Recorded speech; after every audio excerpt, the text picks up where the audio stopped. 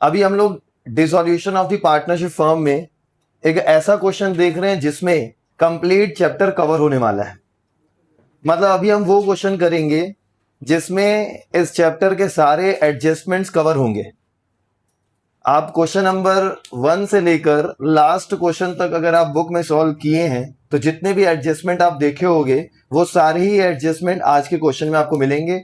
मैंने एक ऐसा क्वेश्चन बनाया जिसमें सारे क्वेश्चंस के सारे एडजस्टमेंट कवर हुए हैं। 23 एडजस्टमेंट टोटल हैं इस क्वेश्चन में। इस एक क्वेश्चन में टोटल 23 एडजस्टमेंट्स हैं और ये उस क्वेश्चन की बैलेंस शीट है। मैक्सिमम जितने न्यू टर्म्स हो सकते हैं अकाउंटिंग टर्म्स वो मैंने लिखे हैं और इनसे रिलेटेड मैक्सिमम कितने एडजस्टमेंट हो सकते हैं मैंने कवर करने की कोशिश की है। इस एक क्वेश्चन में इस चैप्टर से रिलेटेड जितने एडजस्टमेंट होने चाहिए, चाहे वो रियलाइजेशन अकाउंट से रिलेटेड हो, चाहे पार्टनर्स कैपिटल से रिलेटेड हो, या बैंक से रिलेटेड हो, या लोन अकाउंट से रिलेटेड हो, वो सारी चीजें इस क्वेश्चन में कवर होने वाली है। ठीक है, ये क्वेश्चन हो जाने के बाद हम लोग देखेंगे चैप्टर 1 का रिवीजन। एक एक चैप्टर, आज एक ही चैप्टर देखेंगे, फिर किसी और दिन सारे चैप्टर को एक साथ। ये चैप्टर कंप्लीट नहीं हुआ था इसीलिए आज वो हमने 1 to 7 वाला नहीं किया। ये चैप्टर कवर करना, खत्म करना पहले जरूरी है। तो इस क्वेश्चन में हम लोग सारे एडजस्टमेंट सीखने वाले, ध्यान से देखोगे आप। सबसे पहली चीज, इस क्वेश्चन में कौन कौन सी चीजें दी हुई है मैं एक बार रीड करता हूं अमाउंट के साथ, क्योंकि हो सकता है कि आपको राइटिंग या अमाउंट समझ में ना आए, क्योंकि ये बुकिश तो है नहीं, ये हैंड रिटन है। तो एक बार मैं रीड करता हूं। सबसे पहले लायबिलिटी साइड, कैपिटल दिया हुआ है ए, बी एंड सी का। 3 पार्टनर्स हैं इस क्वेश्चन में, ए है, बी है और सी है, जिनका अमाउंट 8,16,000 ए का, बी का 3 लाख और सी का 1 लाख। फिर सी ने फर्म को लोन दे रखा है, फर्म की लायबिलिटी है, मतलब फर्म ने सी से लोन लिया हुआ है। कितना अमाउंट है? 1,20,000 है। Sundry creditors 1 lakh, bills payable 2 lakh, investment fluctuation reserve 20,000, workman compensation reserve 2,10,000, general reserve 2,10,000, Mrs A's loan 40,000, B's loan 24,000, reserve for depreciation on plant. हमारे पास एक एसेट है प्लांट, उसके लिए हमने प्रोविजन साइड करके रखा है। तो कभी कभी प्रोविजन वर्ड ना यूज करके रिजर्व वर्ड यूज करते हैं। मैंने टीएस ग्रवाल से ही वर्ड उठाया, ये reserve for depreciation on plant. Next, outstanding salary 10,000, outstanding rent, bracket में लिखा लैंडलॉर्ड, हम लैंडलॉर्ड से रेंट पे एक जगह ली थी जिसका रेंट देना बाकी है, 10,000। Bank overdraft 50,000। तो ये लायबिलिटी साइड है। एसेट साइड, मशीनरी दिया हुआ है 3,20,000, मशीनरी हम 3,20,000 मानेंगे, वो थोड़ा सा जीरो दिख रहा है ऐसा। Investment 3 lakh, stock 2 lakh, debtors 1 lakh, provision minus करके 10,000 बाहर 90,000, कैश एट बैंक 2 लाख रुपए, रॉ मटेरियल 1,30,000 रुपए। उसके बाद furniture 2 lakh, building 3 lakh, goodwill 10,000, patent 50,000, copyright 10,000, trademark 10,000, prepaid insurance 10,000, accrued income 10,000, profit and loss account 30,000, software 20,000, plant 40,000 और लैंड जो है वो 3 लाख का है। तो ये सारे एसेट्स, टेंजिबल इंटेंजिबल सारे एसेट्स मिले हुए हैं इसमें। Liabilities, current liability, non current liability, capital partners का, सारी चीजें इसमें हैं। तो अभी हम जब रियलाइजेशन अकाउंट बनाएंगे तो हम एक एक टर्म को डिस्कस करेंगे, कौन सी चीज रियलाइजेशन अकाउंट में ट्रांसफर होगी और कौन सी नहीं होगी और उसका क्या रीजन है। तो सबसे पहले तो हमको ट्रांसफर करना है, ठीक है। तो सबसे पहले मैं फॉर्मेट बना लेता हूं रियलाइजेशन अकाउंट का। पहले मैं सॉल्व करूंगा, उसके बाद आप लोग सेम क्वेश्चन घर पे बनाओगे, ये आपका होमवर्क रहेगा। इसके 23 एडजस्टमेंट्स हैं, वो सारे एडजस्टमेंट इसमें कवर होंगे। अभी आपको सिर्फ देखना है और बताना है, जो मैं आपसे पूछूंगा वो आप भी बताओगे। तो सबसे पहले जो हम रियलाइजेशन अकाउंट का फॉर्मेट बनाएंगे, फॉर्मेट थोड़ा सा ज्यादा जगह लगेगी फॉर्मेट के लिए, या फॉर्मेट में सिर्फ हम ट्रांसफर कर पाएंगे, बाकी एडजस्टमेंट जो हम ओरल डिस्कस करेंगे और लगेगा तो हम दूसरे स्लाइड में फॉर्मेट बना के उसमें शो करेंगे एडजस्टमेंट्स। रियलाइजेशन का फॉर्मेट वही नॉर्मल सा, realisation account, particulars, amount, particulars amount. तो जैसा कि आप लोगों को पता है, जब फर्म बंद होती है, डिसॉल्व होती है, तो हम लोग को एक अकाउंट बनाना पड़ता है, रियलाइजेशन अकाउंट, जिसमें हम ये शो करते हैं कि हमारे पास टोटल कौन कौन से एसेट्स हैं जो पैसे में कन्वर्ट हो सकते हैं, जिनको हम सेल आउट करके पैसे रियलाइज कर सकते हैं, और ऐसी कौन कौन सी लायबिलिटीज हैं जिनको फर्म बंद होते समय पे करना पड़ता है। तो वो सारे एसेट्स और लायबिलिटीज हम लोग ट्रांसफर करते हैं रियलाइजेशन अकाउंट में। उसके बाद हम लोग शो करते हैं कि एसेट्स को बेच के हमें कितने पैसे मिले और किस लायबिलिटी के लिए हमें कितना पैसा देना पड़ रहा है। ये सारी चीजें हम लोग शो करते हैं रियलाइजेशन अकाउंट में। और साथ में आपको मैं ऑलरेडी ये भी बता चुका हूं कि इस डिसॉल्यूशन ऑफ द फर्म में हम लोग कौन कौन से अकाउंट बनाते हैं। एक रियलाइजेशन अकाउंट बनता है, पार्टनर्स कैपिटल अकाउंट बनता है, कैश या बैंक अकाउंट बनता है, लेकिन साथ में पार्टनर्स का लोन अकाउंट बनता है। अगर कोई फर्म में पार्टनर है और उसने खुद फर्म को पैसे दिए हैं या फर्म से पैसे उधार लिए हैं, तो ये 2 अकाउंट एडिशनल और बनते हैं।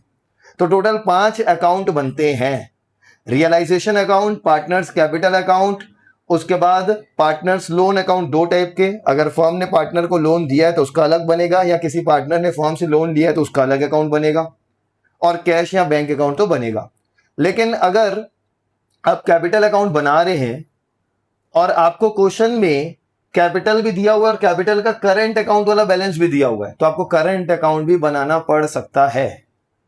लेकिन अच्छी बात यह है कि हमारे एग्जाम में सीबीएसई बोर्ड में ज्यादातर क्या होता है, सिर्फ रियलाइजेशन अकाउंट आता है। पिछले 3-4 साल के जो पेपर हैं हमने देखे हैं, सिर्फ उसमें रियलाइजेशन अकाउंट आ रहे हैं। और जो स्टेट बोर्ड होता है सीजी, उसमें या तो सिर्फ रियलाइजेशन अकाउंट ज्यादा नंबर का आता है, सीजी थोड़ा सा इजी होता है, या ऐसा भी हो सकता है 8 नंबर में रियलाइजेशन के साथ कैपिटल अकाउंट आ जाए। ठीक है, तो हम सबसे पहले तो रियलाइजेशन अकाउंट बनाने की प्रैक्टिस करेंगे। ये क्वेश्चन का रियलाइजेशन अकाउंट कैसे बनेगा वो हम देखेंगे आज। उसी में करीबन 1 घंटा आपको ध्यान से सुनना है। ये क्वेश्चन अगर आप 1 घंटा ध्यान से सुन लेते हैं तो रियलाइजेशन अकाउंट आप 100% एग्जाम में बना लेंगे, क्योंकि मैक्सिमम चीजें 99% चीजें कवर हो जाएंगी इस क्वेश्चन में। 1% कोई चीज हो सकती है जो मेरे से छूट गई हो इस क्वेश्चन में, बाकी 99% चीजें आज कवर होंगी। तो सबसे पहले हम लोग क्या करते हैं, सारे एसेट्स को हम डेबिट साइड ट्रांसफर करते हैं और सारी लायबिलिटीज को हम लोग क्रेडिट साइड ट्रांसफर करते हैं। डेबिट साइड हम लिखेंगे टू सन्ड्री एसेट्स और credit side bye sundry liabilities. ठीक है, अब यहां पर अगर टू सन्ड्री एसेट्स आप नहीं लिखना चाहते हैं, आप चाहते हैं कि मैं डायरेक्ट एसेट का नाम लिखूं और अमाउंट बाहर लिखूं, तो भी कोई दिक्कत नहीं है। दोनों चीजें सही है, हम दोनों चीजें कर सकते हैं। ठीक है, तो सबसे पहली चीज मशीनरी दी हुई है 3,20,000, कहां ट्रांसफर होगी, डेबिट साइड। हमारे पास मशीन है 3,20,000 की। उसके बाद हमारे पास है इन्वेस्टमेंट। इन्वेस्टमेंट को भी बेच के हमें पैसे मिल सकते हैं, इसीलिए हम इसको भी ट्रांसफर करेंगे। इन्वेस्टमेंट कितना है, 3 लाख रुपए इन्वेस्टमेंट भी हम ट्रांसफर करेंगे। उसके बाद स्टॉक है, जिसमें बिजनेसमैन डील करता है, उसको भी सेल आउट करके पैसे में कन्वर्ट किया जा सकता है। करंट एसेट है लेकिन पैसे तो मिल सकते हैं। तो स्टॉक कितने का है, 2 लाख का है, तो स्टॉक लिखेंगे 2 लाख। उसके बाद हमारे पास है डेटर्स। मैंने आपको बता रखा है कि डेटर्स और प्रोविजन जब आपको बैलेंस शीट में शो होता है तो उसको कैसे ट्रीट करना है, रियलाइजेशन अकाउंट में कैसे ट्रांसफर करना है। ये वाला जो अमाउंट है, ये 1 लाख जो अंदर दिया हुआ है, ये आप ट्रांसफर करोगे इधर एसेट तरफ, डेबिट तरफ, डेटर्स 1 लाख। और जो लेस प्रोविजन 10,000 है, इसको आप लायबिलिटी मान के कहां ट्रांसफर करोगे, bye sundry liabilities provision for doubtful debts, ये आ जाएगा 10,000। उसके बाद हम लोग बात कर रहे हैं अभी एसेट साइड की। तो कैश एट बैंक दिया हुआ है, कैश एट बैंक जो है वो इस रियलाइजेशन अकाउंट में ट्रांसफर नहीं होगा। रीजन क्या है इसको ट्रांसफर नहीं करने का, क्योंकि कैश अकाउंट या बैंक अकाउंट अलग से बनाया जाता है इस चैप्टर में, और उस समय जब हम अकाउंट बनाएंगे तो टू बैलेंस ब्रॉट डाउन करके हम उसमें दिखाएंगे। इसका सेपरेट अकाउंट बनता है, इसीलिए यहां पर ट्रांसफर नहीं होगा। हो सकता है कि ये मैन्युफैक्चरिंग फर्म हो, इसीलिए रॉ मटेरियल्स पड़े हुए हैं 1,30,000 के, ये भी बेच के हम पैसे में कन्वर्ट कर सकते हैं। इसको हम ट्रांसफर करेंगे रॉ मटेरियल्स 1,30,000, तो ये भी आ जाएगा। उसके बाद फर्नीचर 2 लाख का, ये भी सेल आउट करके हमको पैसे मिल सकते हैं, तो ये फर्नीचर भी ट्रांसफर होगा 2 लाख का, फर्नीचर 2 लाख रुपीस। उसके बाद हमारे पास है बिल्डिंग भी बेच के हम पैसे में कन्वर्ट कर सकते हैं। बिल्डिंग की वैल्यू कितनी है? 3 लाख रुपए है, तो बिल्डिंग का हम ट्रांसफर कर देंगे 3 लाख। अब उसके बाद अगला क्या है? गुडविल। अभी तक के जितने हमने चैप्टर पढ़े हैं, change in PSR, admission, retirement, death, उनमें गुडविल को हम राइट ऑफ करते थे, पार्टनर्स कैपिटल में दिखाते थे डेबिट साइड।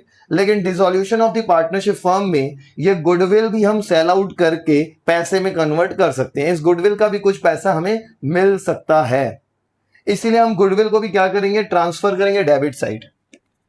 गुडविल कितना? 10,000।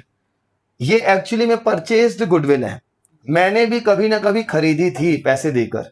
तो आज जो मेरा बिजनेस टेक ओवर करेगा वो भी तो कुछ ना कुछ पैसा देगा। और जरूरी नहीं है कि आज मेरे फर्म की गुडविल 10,000 रुपए है। 10,000 तो इसलिए लिखा हुआ है क्योंकि मैंने 10,000 पे किया था एक समय में जब मैंने गुडविल खरीदी थी। लेकिन उसके बाद मैंने जितने साल तक मेहनत की तो गुडविल की वैल्यू कुछ ना कुछ तो बढ़ी होगी। तो सामने वाला जब खरीदेगा तो हो सकता है 10,000 की गुडविल का 50,000 दे दे, या हो सकता है कि 1 रुपया भी ना दे, ना खरीदे। ठीक है, तो ये वो 10,000 है जो हमने पे किया था जब हमने गुडविल खरीदी थी। मतलब गुडविल में एक कंसेप्ट है परचेस्ड गुडविल वाला। जब कोई रनिंग बिजनेस को टेक ओवर करता है तो गुडविल का कुछ ना कुछ पैसा पे करता है, उसको बोलते हैं परचेज गुडविल। जैसे हमने खरीदी थी, कोई और भी खरीद सकता है। पेटेंट्स इंटेंजिबल एसेट है, ट्रांसफर तो होगा, पैसा मिलेगा कि नहीं मिलेगा हम बाद में देखेंगे। पेटेंट्स कितना है? 50,000 है।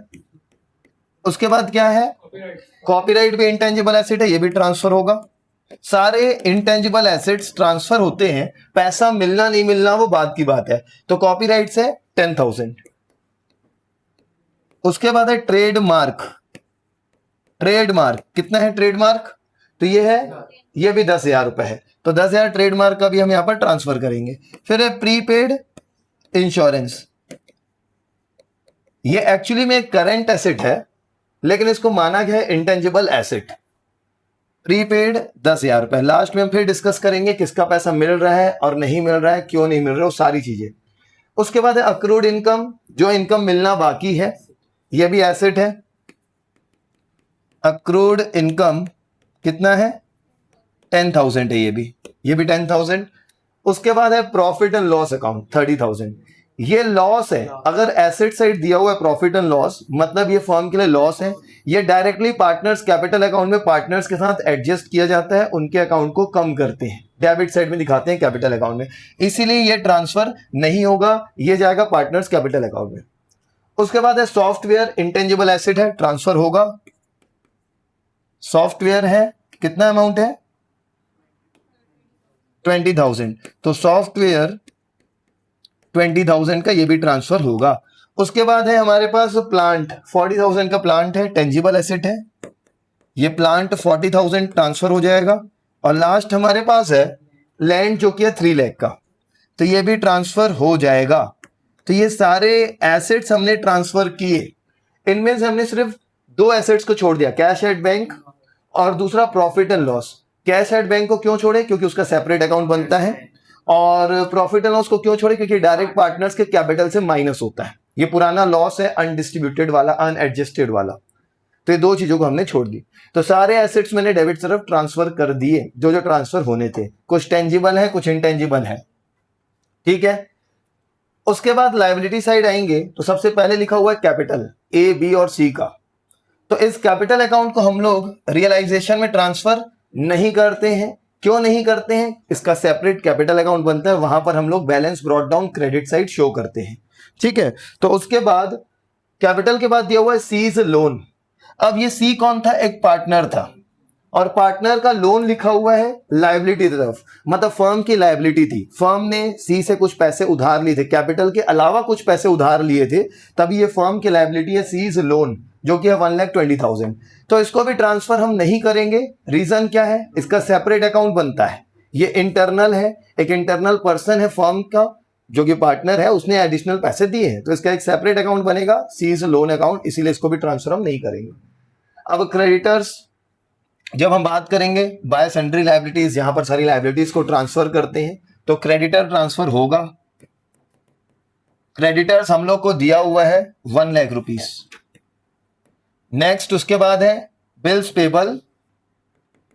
बिल्स पेबल हम लोग को कितना दिया हुआ है? बिल्स पेबल दिया हुआ है 2 लाख। अब दिया हुआ है अगला IFR, इन्वेस्टमेंट फ्लक्चुएशन रिजर्व। ये लोगों को कंफ्यूज करता है, ये बिल्कुल ट्रांसफर होगा क्योंकि इससे रिलेटेड हमारे पास एसेट्स भी होता है, जैसे ये इन्वेस्टमेंट है उसी से रिलेटेड ये रिजर्व है। तो हम लोग क्या करते हैं ना, दोनों को ट्रांसफर करते हैं। एसेट वाली चीज इन्वेस्टमेंट जो है डेबिट तरफ ट्रांसफर होगी, मैंने ट्रांसफर किया होगा यहाँ पर इन्वेस्टमेंट 3 लाख रुपए, और जो उससे रिलेटेड रिजर्व है वो भी हम ट्रांसफर करेंगे 20,000, ताकि हम ये शो करना चाहते हैं 3 लाख के एसेट्स के लिए मैं 20,000 ऑलरेडी साइड करके रखा था, ये मान के कि अगर 20,000 मुझे कम भी मिलेगा तो चल जाएगा। मतलब हमारे पास 2 ऑप्शन है, या तो हम 3 लाख रुपए के इन्वेस्टमेंट में से 20,000 माइनस करके 2,80,000 लिख लें इधर डेबिट तरफ एसेट साइड जहां सारे एसेट ट्रांसफर हुए, या तो आप 3 लाख पूरा ट्रांसफर करो और यहां पर आप IFR भी ट्रांसफर करो 20,000, आप जिससे आप ये शो करना चाहते हो कि हमें काट पीट के कम से कम 2,80,000 मिलना चाहिए। जैसे डेटर और प्रोविजन दोनों ट्रांसफर किए, इन्वेस्टमेंट और इन्वेस्टमेंट फ्लक्चुएशन रिजर्व दोनों आपको ट्रांसफर करना है। IFR के लिए कोई एडजस्टमेंट देखने की जरूरत ही नहीं है, IFR दिया है मतलब ट्रांसफर करना है। जो तुम बोल रहे हो WCR में हमको देखना पड़ता है कि क्लेम आया है कि नहीं आया है। IFR अगर दिया हुआ है मतलब ट्रांसफर करना है, उसमें हमको एडजस्टमेंट देखना ही नहीं है भाई। ये बेसिक सा कंसेप्ट है। मान के चलो मेरे पास एक गाड़ी है जिसकी मैं वैल्यू मानता हूं 5 लाख रुपए, ठीक है। मैंने 5 लाख की गाड़ी खरीदी, सेकेंड हैंड गाड़ी खरीदी 5 लाख में। अब मैंने उसको 1 लाख रुपए जितना यूज कर लिया है, जिसको हम बोलते हैं प्रोविजन फॉर डेप्रिसिएशन।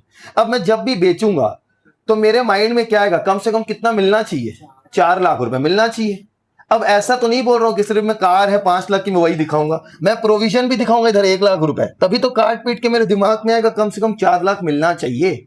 वैसे ही सेम इन्वेस्टमेंट है 3 लाख की, प्रोविजन है 20,000, तो काट पीट के कितना मिलना चाहिए, 2,80,000। अब तुम अगर इन्वेस्टमेंट का रिजर्व यहां ट्रांसफर नहीं करोगे तो मतलब तुम ये सोचते हो तुमको 3 लाख मिलना चाहिए, तो इस रिजर्व का क्या करोगे? हम लोग को अगर कोई एसेट दिया है और एसेट से रिलेटेड प्रोविजन या रिजर्व दिया है तो दोनों ट्रांसफर करना है। जैसे डेटर का प्रोविजन, इन्वेस्टमेंट का इन्वेस्टमेंट फ्लक्चुएशन फंड या रिजर्व। तो ये इन्वेस्टमेंट फ्लक्चुएशन रिजर्व में सोचने की कोई जरूरत नहीं है, सीधा इसको ट्रांसफर करना है, ठीक है। उसके बाद है अगला WCR, 2,10,000 रुपए। इस चीज में आपको देखना पड़ता है कि वर्कमैन कंपनसेशन रिजर्व में क्लेम है या नहीं है, ठीक है। वर्कमैन कंपनसेशन रिजर्व में हमें चेक करना पड़ता है क्लेम है कि नहीं है। अगर क्लेम है मतलब हमारी लायबिलिटी है, उसको आगे चल के पे करना पड़ेगा, इसीलिए ट्रांसफर करता हूं। लायबिलिटी है, क्लेम आया मतलब लायबिलिटी है, तभी ट्रांसफर करते हैं। अभी हमको पता ही नहीं है, हमने एडजस्टमेंट अभी देखे ही नहीं है, तो ये WCR जो 2,10,000 मैं कहीं साइड में लिख देता हूं। WCR 2,10,000, जब एडजस्टमेंट आएगा हम ध्यान देंगे, ट्रांसफर करना होगा तो करेंगे, अभी मैं उसको साइड में लिख दिया। उसके बाद क्या है हमारे पास, जनरल रिजर्व 2,10,000। क्या करते हैं इसका, पार्टनर्स को बांट देते हैं, ठीक है। इसमें तो कभी क्लेम में आता नहीं है, ये सीधा प्रॉफिट का ही अमाउंट है, ये सीधा पार्टनर्स को बांटा जाएगा, ठीक है। इसको पे वे करने की जरूरत नहीं होती, तो WCR डायरेक्ट पार्टनर्स कैपिटल में जाएगा। उसके बाद है मिसेज एज लोन। अब ए अगर खुद फर्म को लोन देता तो मैं उसको मानता कि पार्टनर का लोन है, उसका अलग अकाउंट बनाना है, लेकिन ए ने तो लोन नहीं, उसकी वाइफ ने लोन दिया है, मतलब ये आउटसाइडर है। जैसे कि एक क्रेडिटर को ट्रीट किया जाता है, जैसे कि बैंक लोन को ट्रीट किया जाता है ट्रांसफर करके, वैसे ही मिसेस एस लोन को भी ट्रीट करेंगे। ये भी बाहर की पर्सन है, इसको भी हम लोग यहां पर ट्रांसफर करेंगे। पार्टनर का लोन होता तो ट्रांसफर नहीं करते, ये उसकी वाइफ का लोन है, कभी बोलेगा एज ब्रदर्स लोन या सन्स लोन या फादर्स लोन, तो वो आउटसाइडर है। आउटसाइडर मतलब जैसे एक बैंक लोन होता है, एक क्रेडिटर होता है, एक बिल्स पेबल होता है, वैसे ही मानना है उसको, ठीक है कुमान। ये आउटसाइडर है, इसको हम ट्रांसफर करेंगे मिसेज एज लोन, ठीक है। मिसेज एज लोन कितना अमाउंट है, 40,000, इसको भी ट्रांसफर करेंगे।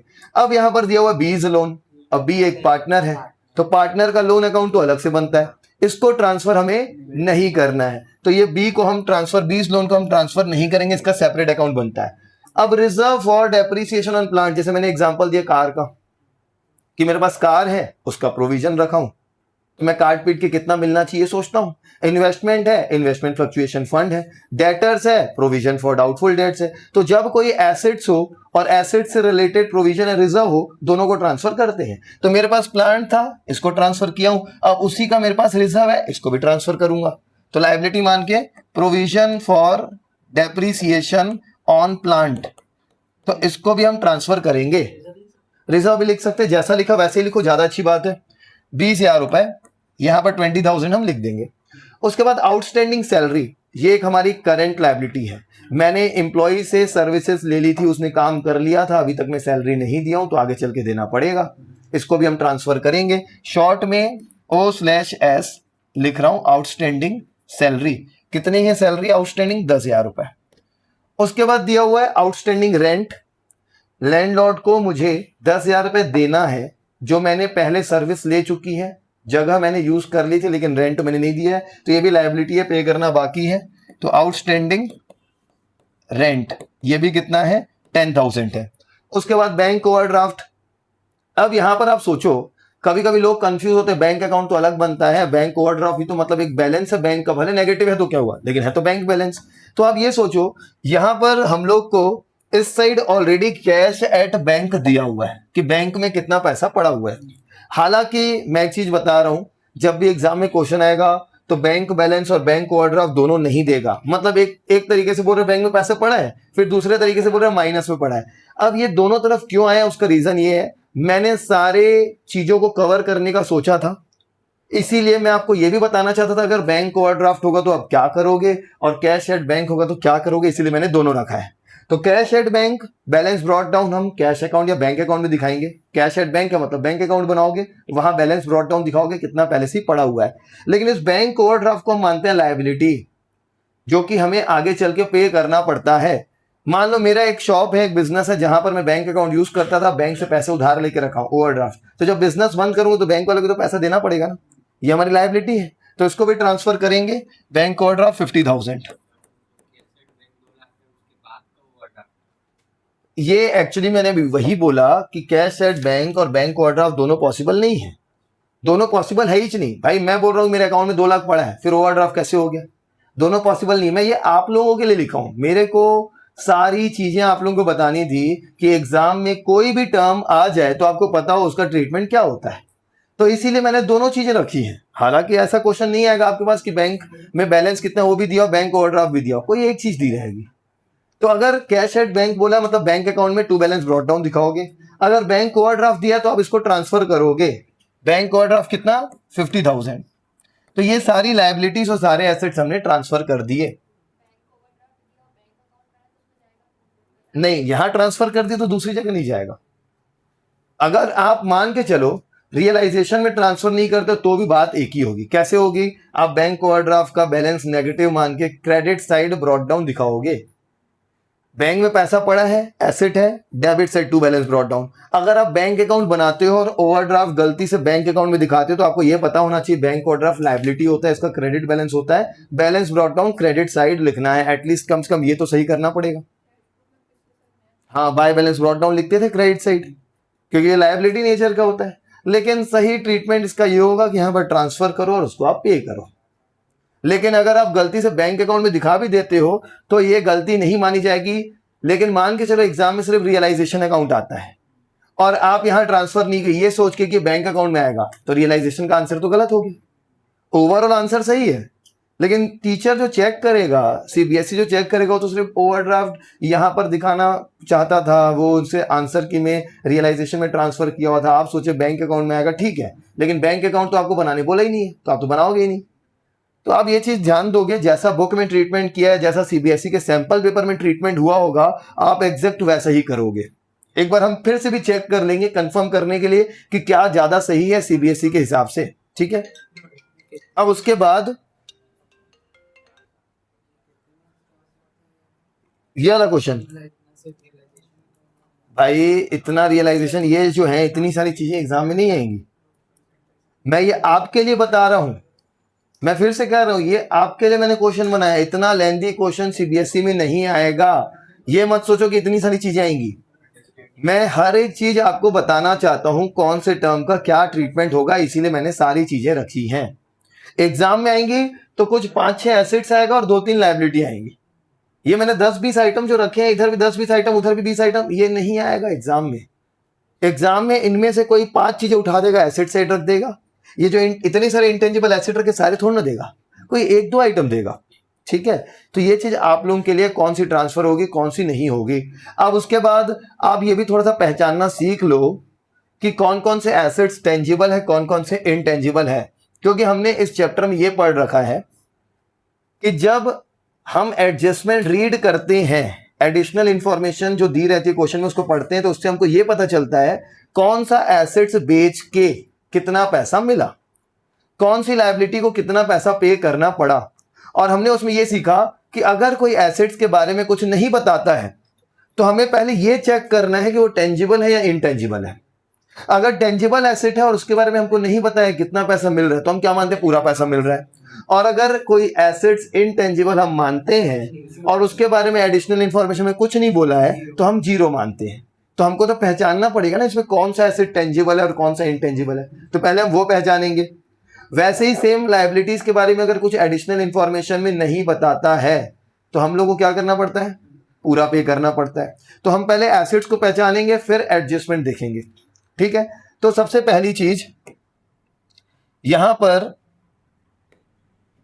मशीनरी क्या है, टेंजिबल एसेट है। इन्वेस्टमेंट को टेंजिबल माना गया। देखो इन्वेस्टमेंट आप थोड़ा सा कंफ्यूज जरूर होगे, इन्वेस्टमेंट में आप कंफ्यूज हो गए, इसको टेंजिबल माना गया। अगर इसके बारे में कुछ नहीं बताएगा तो आपको ऐसा मानना है कि पूरा पैसा मिलेगा। स्टॉक तो टेंजिबल है ही, छू सकते हैं, डेटर को छू नहीं सकते। इंसान है, अब आप जहां के बोलोगे मैं इंसान को छू रहा, ऐसा कुछ नहीं है। यहां पर डेटर को टेंजिबल माना गया है क्योंकि उससे पैसे मिलेंगे। ग्राहक पैसे लेकर कहां जाएगा, जाएगा भी तो देखो बिजनेस में कोई एक डेटर नहीं होता है, बिजनेस में कोई एक डेटर नहीं होता है, सन्ड्री डेटर्स, बहुत सारे डेटर्स होते हैं। तो कोई एक जन पैसा लेके भागेगा, 2 लोग भागेंगे, 3 लोग भागेंगे, लेकिन जो 100 ग्राहक है जिनसे पैसे लेने, सारे लोग पैसे लेके भागेंगे क्या? तो हम लोग ये मानते हैं कि उनसे पैसा मिलना ही है, इसलिए हम इसको क्या मानते हैं, डेटर्स को टेंजिबल एसेट मानते हैं। रॉ मटेरियल्स, पैसा तो रियलाइज हो गई, इसको भी टेंजिबल मानना है। फर्नीचर टेंजिबल है, बिल्डिंग टेंजिबल है। गुडविल क्या है, इनटेंजिबल एसेट है। अगर हम लोग को क्वेश्चन में बताते हैं कि गुडविल से पैसे मिल रहे हैं तो ठीक है, नहीं बताते तो आप क्या मानोगे, कुछ नहीं मिलेगा, क्योंकि इसको हम क्या मानते हैं, इनटेंजिबल एसेट्स। पेटेंट्स भी इनटेंजिबल एसेट्स है। Copyright intangible asset, trademark intangible asset. Prepaid, अब प्रीपेड टेंजिबल है कि इनटेंजिबल है, ये हम लोग ना थोड़ा सा दिमाग लगाना पड़ेगा। प्रीपेड इंश्योरेंस, प्रीपेड रेंट, इसका मतलब होता क्या है, हमने कुछ पैसे पहले से ही दे रखे हैं जिसकी सर्विस हमको आने वाले समय में मिलनी है, ये होता है प्रीपेड एक्सपेंस। यहां पर एग्जांपल के लिए लिखा हुआ है प्रीपेड इंश्योरेंस। ट्रेडमार्क हमारा मैंने पहले लिख दिया ना, ट्रेडमार्क ये इंटेंजिबल एसेट है, अब प्रीपेड की बात कर रहे हैं। प्रीपेड इंश्योरेंस मतलब क्या होता है, हम जब भी कोई एसेट्स यूज करते हैं तो हमें रिस्क लगती है कि कहीं वो डैमेज ना हो जाए, कहीं चोरी ना हो जाए, जिससे हमारा बड़ा लॉस हो सकता है। तो उस रिस्क से बचने के लिए हम कोई कंपनी से सर्विस लेते हैं जो कि रिस्क उठा लेती है और हमसे कुछ पैसे लेती है, और उसको बोलते हैं इंश्योरेंस प्रीमियम। और वो इंश्योरेंस प्रीमियम साल भर का एक साथ हमें देना पड़ता है। अब मान के चलो हमने 1 अप्रैल को इंश्योरेंस पॉलिसी ले ली, लेकिन उसके 2 महीने बाद फर्म बंद हो रही है, डिसॉल्व हो रही है, तो अब आपको आने वाले 10 महीने तक तो सर्विस मिलनी नहीं है, ठीक है, वो आपका प्रीपेड इंश्योरेंस है। तो क्या आप उससे पैसे वापस ले सकते हो कंपनी से? इंश्योरेंस कंपनी आपको तो पैसे वापस देगी ही नहीं, तभी यहां से पैसे नहीं मिल सकते हैं वापस, इसीलिए इसको इंटेंजिबल माना गया है। इसको हम क्या मानेंगे, इनटेंजिबल एसेट। अब एक्रूड इनकम, मैं पढ़ाता हूं, मैं सर्विस प्रोवाइड करता हूं, ऐसे कितने लोग हैं सर्विस प्रोवाइडर वाले। अब जो सर्विस प्रोवाइड कर रहा है बहुत सारे उनके क्लाइंट होते हैं, कस्टमर्स होते हैं जिनसे पैसे मिलने बाकी हैं। अब आप ये सोचो, अगर मान लो हम बिजनेस बंद करते हैं, सर्विस प्रोवाइडर कोई बिजनेस बंद करता है और 50 लोगों से फीस आनी बाकी है, तो क्या पूरे 50 लोग पैसा खा के भाग जाएंगे? नहीं भागेंगे, पैसा तो मिल सकता है। तो इसीलिए इसको क्या माना गया, टेंजिबल, इससे पैसा मिलेगा, tangible asset. Software intangible asset है, प्लांट टेंजिबल एसेट है, लैंड भी टेंजिबल एसेट है। तो ये टेंजिबल है कि इनटेंजिबल है, सबसे पहले तो हमको ये पहचानना था। अब ये पहचान लिए, अब एडजस्टमेंट में कुछ लिखा है तो ठीक है, नहीं लिखा है तो आप अपना दिमाग लगाओगे। टेंजिबल है तो पूरा पैसा मिलेगा, इनटेंजिबल है तो नहीं मिलेगा। लायबिलिटीज में ऐसा कोई कंसेप्ट नहीं है। लायबिलिटीज के बारे में अगर कुछ नहीं बोला है तो पूरा पैसा देना है, लेकिन आपको यहां पर कंफ्यूजन होता है कुछ चीजों में, कौन कौन सी लायबिलिटी को पे करना है अगर उसके बारे में नहीं दिया है तो। जैसे कि मान के चलो स्टार्टिंग से बात करें प्रोविजन फॉर डाउटफुल डेट्स। अब प्रोविजन फॉर डाउटफुल डेट्स के बारे में ना कभी एडजस्टमेंट में बोलता नहीं है, तो क्या हम इसको पे करेंगे? भाई प्रोविजन तो एक अमाउंट हमने सोच के रखा था कि डेटर पैसा लेके भाग सकता है, तो हमने साइड करके रखी, तो क्या ये कोई आउटसाइडर है कि पैसा दूंगा इसको? तो इसको पेमेंट करने की जरूरत नहीं, इसके बारे में कभी कुछ नहीं बोलेगा। क्रेडिटर के बारे में अगर कुछ नहीं बोलते तो पैसा देना पड़ेगा। बिल्स पेबल के बारे में अगर कुछ नहीं बोलते तो पूरा पैसा देना पड़ेगा। आईएफआर कोई इंसान है बाहर का? नहीं है, इसको नहीं देना पड़ेगा पैसा। मिसेज एस लोन कुछ नहीं बोले तो पैसा देना पड़ेगा, ठीक है। Provision for depreciation on plant कोई इंसान है क्या? नहीं है, इसको पैसा देने की जरूरत नहीं है। आउटस्टैंडिंग सैलरी, हाँ इसके लिए देना पड़ेगा, इसका कोई ना कोई एम्प्लॉय है जो बोलेगा कि भाई आप बिजनेस बंद कर दो, ठीक है, लेकिन जो मैंने पिछले 2-3 महीने से काम किया था उसका पैसा तो दो, तो पैसा लेगा। वैसे आउटस्टैंडिंग रेंट का भी और बैंक वाले भी लेंगे। तो यहां पर जो प्रोविजन और रिजर्व होते हैं उनके बारे में एडजस्टमेंट में कुछ नहीं बताता, और हम लोग को उसे पे करने की जरूरत नहीं है। अनअर्न्ड इनकम मतलब कि एडवांस इनकम है, तो उसको पैसे वापस लौटाने पड़ेंगे। कोई ना कोई इंसान एडवांस में पैसा दिया, उसको आपको लौटाना पड़ेगा, वो भी आपका लायबिलिटी है। तो ये हमने सारे एसेट्स और लायबिलिटीज ट्रांसफर कर दिए हैं। अब इसके बाद हम लोग, अब आप लोगों को क्या करना है, एडजस्टमेंट मैं दिखाना चाहता हूं।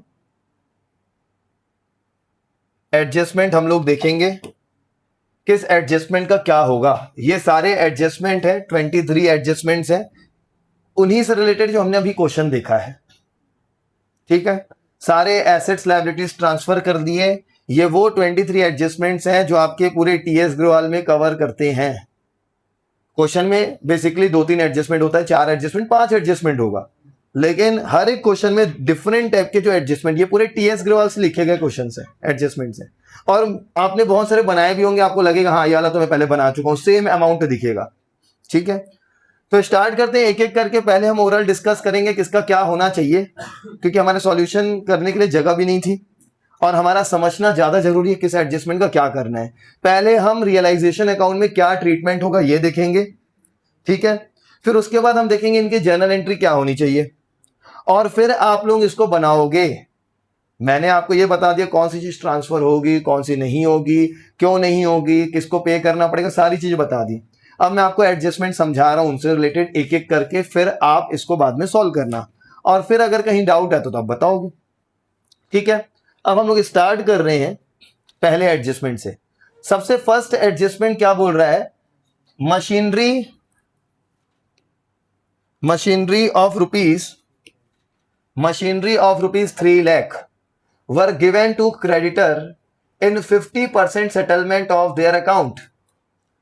मशीनरी हमारे पास जो थी वो कितने की थी, 3,20,000 की थी, ठीक है, 3,20,000 की थी। आप मशीन को देख सकते हो यहां पर, हमारे पास जो मशीन थी वो कितने की थी, 3,20,000 की थी। अब उस 3,20,000 में से हम लोग 3 लाख की मशीन उठा रहे हैं और किसको दे रहे हैं, क्रेडिटर को, फुल सेटलमेंट में। तो हमने इस चीज के बारे में पढ़ चुका है कि जब कोई एसेट्स और लायबिलिटीज आपस में सेटल होते हैं तो उनकी एंट्री नहीं करते हैं।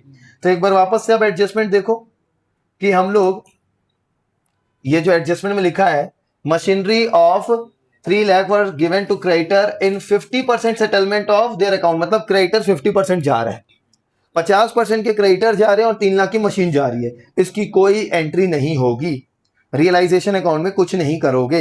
लेकिन 50% क्रेडिटर उसके बाद भी बचे हुए रहेंगे, ठीक है।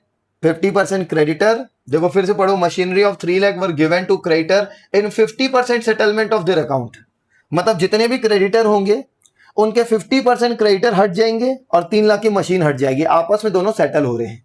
मतलब मान के चलो मैं क्रेडिटर हूं फर्म के लिए और मुझे जितने भी पैसे लेने थे मैंने फर्म को बोला ये मशीन लेके जा रहा हूं, ठीक है, और बदले मेरे आधा अमाउंट काट दो, आपस में एडजस्ट कर दो।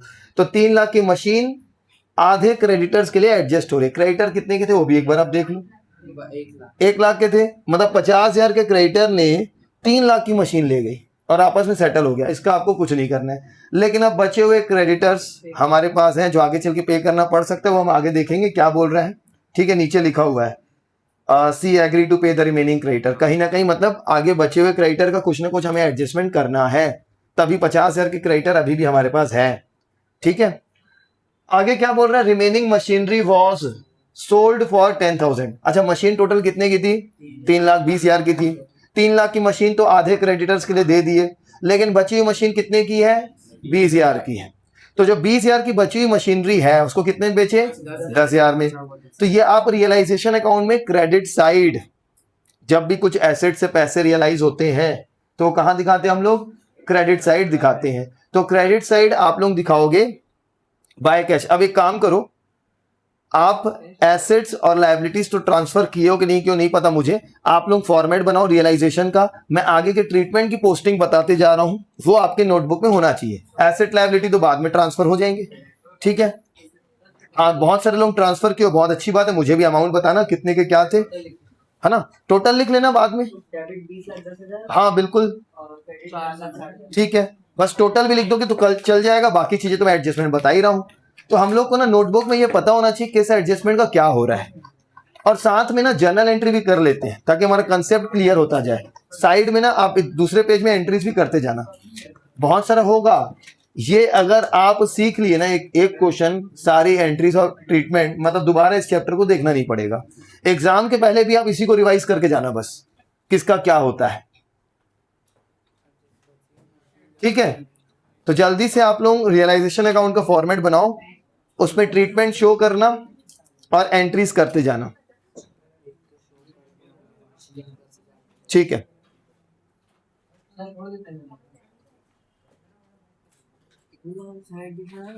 नहीं आएंगे, पूरा बनाओ। अच्छी खासी जगह रखना, बाय बैंक और टू बैंक में थोड़ा सा अमाउंट, ज्यादा ट्रांजेक्शन हो सकते हैं, ज्यादा चीजों के पैसे रियलाइज होने वाले हैं, मतलब 7-8 चीजें तो होंगी एसेट से, तो थोड़ी जगह छोड़ना। दोबारा मतलब क्या होता है ना, बाय कैश 2 बार हो गया, 3 बार हो गया, तो कभी कभार ना हम भूल जाते हैं उसको टोटल करके बाहर लिखना। तो कैश वाली चीजें एक साथ होनी चाहिए। ठीक है, अब देखो, अब बीच में कोई बातचीत नहीं करेगा, जो डाउट होगा बस वही पूछेंगे, एक्स्ट्रा बात नहीं करना है। अब सुनो, तो सबसे पहली चीज जर्नल एंट्री भी आपको साथ में मेंटेन करनी है। आप नंबर 1 लिखो, journal entry, no entry will be passed for the settlement of machinery with creditors, for the settlement of creditors with machinery. No entry will be passed for the settlement of creditor with the machinery. ये लिख लो ताकि आपको याद रहे कि जो हम लोग क्रेडिटर्स को 50% के क्रेडिटर्स को मशीन दे रहे हैं, इसकी एंट्री नहीं होती है। हम सारी एंट्रीज करेंगे, नहीं चलेगा, मतलब कोई दिक्कत नहीं है, बस एंट्री लिखनी, डेबिट क्रेडिट अमाउंट लिखना है। No entry will be passed for the settlement of creditors by giving machinery. ये आपको याद दिलाएगा एग्जाम के समय कि जब कोई लायबिलिटी को हम एसेट दे के सेटल करते हैं तो इसकी कोई एंट्री पास नहीं होती है। ठीक है, क्लियर। अब उसके बाद आप देखो क्या बोल रहा है, remaining machinery was sold for 10,000। तो इसकी भी जनरल एंट्री लिख दो, फिर रियलाइजेशन में लिखेंगे 10,000 रुपए हमें मिल रहा है जब हम लोग बची हुई मशीन, पहले ही वाले का आगे का part, remaining machinery was sold for 10,000। तो बची हुई मशीन जो 20,000 की है उसको हम कितने में बेच रहे हैं, 10,000 में। तो इसकी जनरल एंट्री होगी कैश अकाउंट डेबिट, पैसा हमारे पास आ रहे हैं, बैंक भी यूज कर सकते हो आप, cash bank account debit to realisation, cash या bank account debit to realisation. और यही चीज रियलाइजेशन अकाउंट में किस साइड आएगी, क्रेडिट साइड। जब भी कोई एसेट पैसा रियलाइज करता है तो क्रेडिट साइड लिखते हैं, पहले भी हम लोग बहुत बार देख चुके हैं। ठीक है, 10,000 रुपए credit side by bank, bracket में नीचे मशीनरी लिख के अमाउंट 10,000 रियलाइजेशन अकाउंट के क्रेडिट साइड। ठीक है, इधर थोड़ा जगह छोड़ना रहता है ताकि अलग अलग दिखे हम लोग को। ठीक है, हो गया। अब आगे देखो, नेक्स्ट एडजस्टमेंट, इन्वेस्टमेंट रियलाइज्ड 2,90,000। हाँ, अब देखो ये ना हम लोग को, अब देखो मेरे लिए तो बहुत दिक्कत है कि मेरे को बार बार चेंज करनी पड़ेगी स्क्रीन, मैं यहां पर कर भी देता हूं ताकि चीजें क्लियर हो, भले थोड़ा समय लगेगा लेकिन चीजें क्लियर जरूर होंगी। अब देखो मैं आपको क्या बोलना चाह रहा हूं, कलर चेंज कर देता हूं, मैं व्हाइट कलर रख देता हूं, सुनो। ठीक है, ये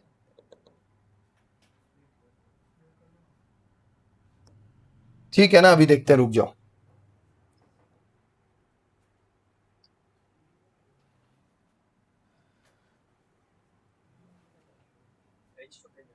लोड ले रहा है, रुक जाओ।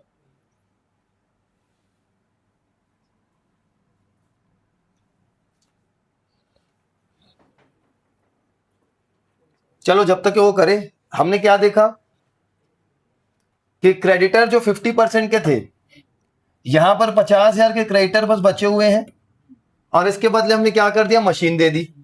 मशीन हमारे यहां से चले गई, 3,20,000 की मशीन हमारे यहां से चले गई क्रेडिटर, और कुछ पैसे हमको रियलाइज करने में। ठीक है, अब उसके बाद हम लोग जो देख रहे थे, अगला एडजस्टमेंट बोल रहा था किससे रिलेटेड, इन्वेस्टमेंट से रिलेटेड। इन्वेस्टमेंट कितना बोल रहा है, इन्वेस्टमेंट रियलाइज 2,90,000।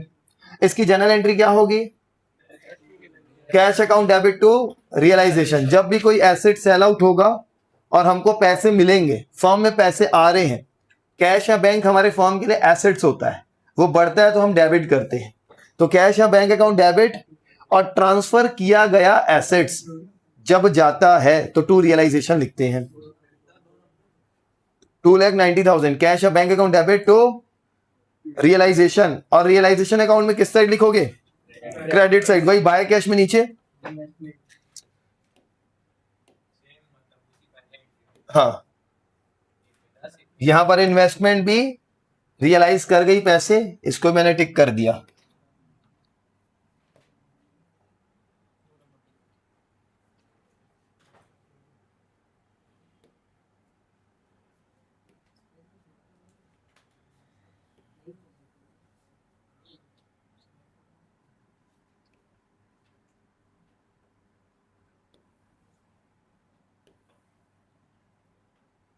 ठीक है, अब देखो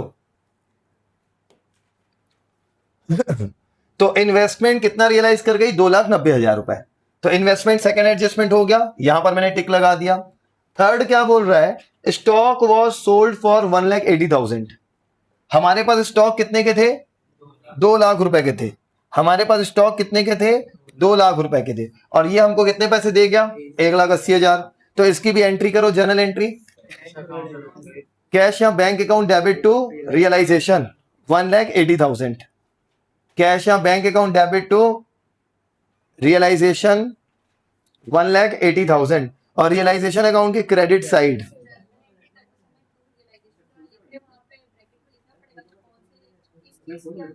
नहीं ये ज्यादा जरूरी नहीं है, नरेशन लिखना पड़ेगा, इस चैप्टर का नरेशन एग्जाम में लिखना पड़ेगा, क्योंकि पता चलना चाहिए कि आपने बेच के पैसे लाए हैं। लिख सकते हैं लेकिन नरेशन भी जरूरी है इस चैप्टर के लिए, इस चैप्टर के लिए। बाकी शेयर जो बाकी चैप्टर में एंट्रीज होती है बोर्ड एग्जाम में, उसके लिए जरूरी नहीं है, बस इस चैप्टर के लिए हम लोग को नरेशन लिखना जरूरी है। हाँ हाँ, फेयरली में लिखना पड़ेगा, मैं बताऊंगा ना बाद में, अभी एंट्रीज करो, बाद में बताऊंगा मैं। ठीक है, तो हो गया स्टॉक का, bank account debit to realisation 1,80,000। Next है one of the debtor of ₹20,000 proved bad. हमारे डेटर कितने के थे, 1 लाख के थे, इसमें से 20,000 का बैड डेट्स हो गया। इसका मतलब हमको कितना पैसा मिलेगा अब, 80,000। तो एंट्री करो, bank account debit to realisation. भैया इसीलिए तो हमने अलग अलग ट्रांसफर किया है, वो उसको सोचना ही नहीं है पीएफडीडी को, बाकी चैप्टर में सोचना है, change in PSR, admission, retirement, death, कि उससे प्रोविजन से एडजस्ट करना, यहां पर ये सब नहीं सोचना है। हमारे पास जो डेटर थे 20,000 को छोड़ के बाकी हम लोग को 80,000 मिलेगा। ठीक है, हाँ, 1 लाख को छोड़कर, 1 लाख में 20,000 को छोड़कर बाकी 80,000 मिलेगा, वही लिखना है।